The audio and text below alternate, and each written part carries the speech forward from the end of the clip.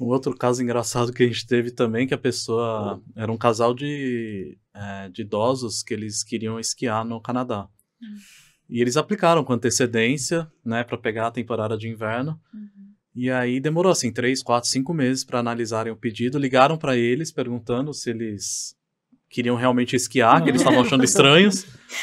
Tava achando estranho, né? Muito específico. E aí, depois eles acabaram negando o visto. Era o quê? O tiozinho de 90 anos, a mulher 95, a gente vai esquiar. A gente tá negando por segurança. Não, eles negaram porque falou que já tinha acabado a temporada de esqui. Eles demoraram tanto pra analisar o pedido que já tinha acabado a temporada. Já é verão, já passou uma... Mas acontece, né? Sim. O ideal é sempre, né, antecedência. A gente sempre bate lá, antecedência, não compra nada, não planeja nada enquanto não tiver o visto na mão. Tive uma...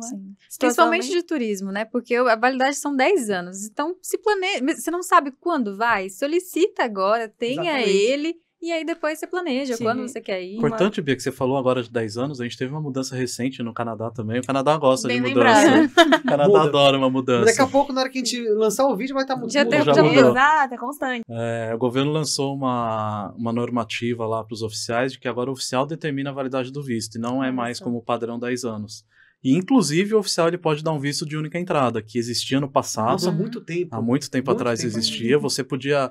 na hora que você aplicasse o visto, você escolhia única ou múltiplas entradas. Tinha de duas também, né? Era uma entrada, duas entradas. Duas era para trânsito. Ah, tá. Aí você podia escolher, existia uma taxa para única entrada e uma taxa para múltiplas entradas. Aí você escolhia e aí o oficial te dava. Ele podia te dar múltiplas entradas de 6 meses, mas ele te dava de múltiplas entradas. Hoje é uma taxa única, né? E por padrão, até o ano passado, a gente tinha todos os vistos de múltiplas entradas, válido por 10 anos ou a validade do passaporte, né? E agora o governo recentemente lançou uma normativa falando que o oficial ele tem essa autonomia de dar um visto de única entrada, múltiplas entradas e determinar a validade desse visto. Por enquanto a gente ainda não recebeu nenhum, né, Isa? Segue normalmente. Segue o mesmo padrão, talvez os oficiais aqui no Brasil não tenham aderido a essa normativa, mas agora existe essa possibilidade do oficial determinar qual que é a bem previsível, né? Seria bom se tivesse um critério, né? É. Pessoas de tantos anos, igual passaporte. Com tantos anos, a validade é maior. Eles colocaram, na normativa a gente tem publicado no nosso site, se eu não me engano, na normativa eles colocaram algumas situações onde o oficial pode emitir um visto de única entrada, por exemplo, se ele enxergar que a sua viagem realmente só precisa ser feita uma vez. Né? Não seja uma viagem de turismo, seja uma viagem mais específica de negócios, por exemplo. Sim. E de múltiplas entradas, a validade, eles dizem que vão avaliar de acordo com a capacidade financeira da pessoa. Né? Então, dependendo da capacidade financeira, eles podem dar um visto uma validade um pouco menor.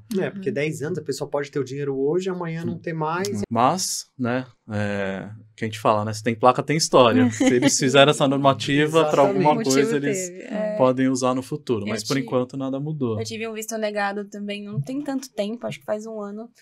A solicitante mencionou que queria conhecer a neve para viajar em maio para o Canadá. Só que em maio no Canadá já inicia o verão. Então, ou seja, você não pesquisou. Você precisa pesquisar antes de mencionar o que você vai fazer por lá, né? Em alguns casos, a solicitante quer seguir conforme ela, mesmo mencionando a carta de intenção, então a gente tem que seguir conforme ela quer. Então, a gente seguiu assim. Isso é uma coisa que a gente bate bastante, né? Na coerência. Tem que fazer sentido, né? Tudo que você está apresentando ali é o que a gente fala. A gente já teve pessoas lá com R$1 milhão que teve o visto negado e pessoas com R$5 mil que tiveram o visto aprovado. Exato. Então, assim, a questão não é o valor que você tem em conta, a questão é se o seu processo faz sentido. Né? Se tudo que você está apresentando, o conjunto de informações que você está apresentando, fazem sentido para o oficial. Então, é basicamente isso, né? Aí tem, né, o que a Isa já deve ter cansado de falar também, você tem que comprovar que vai voltar, então comprovar que você não é um potencial imigrante legal. A gente usa como exemplo, até a gente falou um pouco dos Estados Unidos aqui, de que pela lei americana dos Estados Unidos, por padrão, você é um imigrante ilegal. Você que tem que convencer o oficial do contrário. Né? Então, é importante, é isso.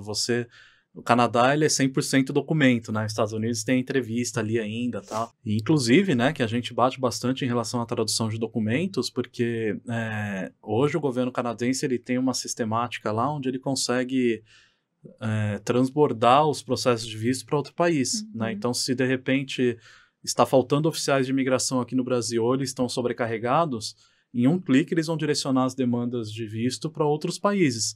Né? Então a gente já teve Trindade e Tobago analisando, países da Europa analisando, até Japão a gente já pegou processos que foram analisados. Até para colar o selo também, eles distribuem para outros países só para colar um selo. Então a gente fala, se não tiver tradução de documentos, os oficiais que estão aqui no Brasil, eles entendem um pouco o português pela convivência. Agora, se pega um oficial lá do Japão, por exemplo, não vai pegar os documentos, não vai entender nada. Então, por isso que é importante estar numa língua oficial do Canadá, né? Inglês ou francês. Por isso que a gente bate bastante, que muita gente chega pra gente também e fala, mas teve outra pessoa que falou que fez e não traduziu nada. É muito comum isso, todos os dias, eu escuto pelo menos uma vez por dia um cliente falando a respeito. E é o risco, é o que eu falei, é um clique. Tá sobrecarregado aqui, ou eles imaginam que vai ficar sobrecarregado, é um clique do consulado canadense aqui em São Paulo, já vai para outro país. E não tem uma ordem cronológica, né? Exato, um cliente hoje, ele falou, olha, minha amiga fez 15 dias depois da biometria, já teve a resposta.